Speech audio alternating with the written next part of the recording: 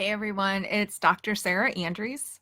How are you doing today? So, this month we are going to do a series on how to be heard. A lot of times when I'm talking to newer leaders and people who aspire to be leaders, they'll tell me, "Hey, I just want to be heard and nobody is listening to me." So I got this idea, have to confess, from actually my yoga instructor. And one of the things that she does that I really like is every month she does changes the class up. So we do the exact same movements and we practice and we go deeper every week for 1 month, and then we change it up. So this month we're going to focus just on being heard. So every Thursday when I jump on here, that's what we're going to talk about. So, the first thing to understand is that when we're trying to be heard, let's make sure that what we're talking about and how we're talking about it actually is appealing.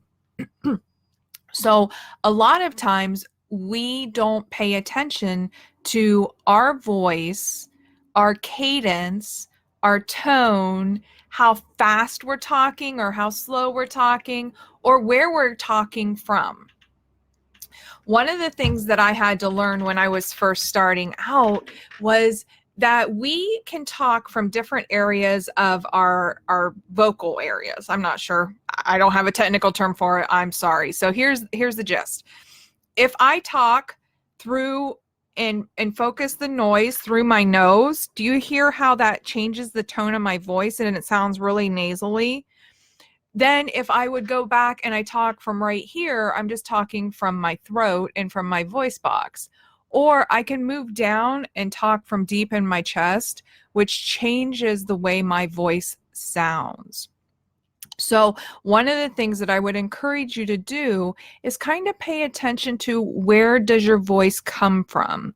Nasally voices sometimes can be off-putting to people and it's harder for them to listen. Sometimes we just have this weird cadence with our voice. So I had to actually practice making my voice deeper. So that way I wasn't talking from here, I was talking from down in my chest, which makes my voice sound richer and more appealing to people. So that's one thing that you might want to think about. The other thing to think about is, are you monotone?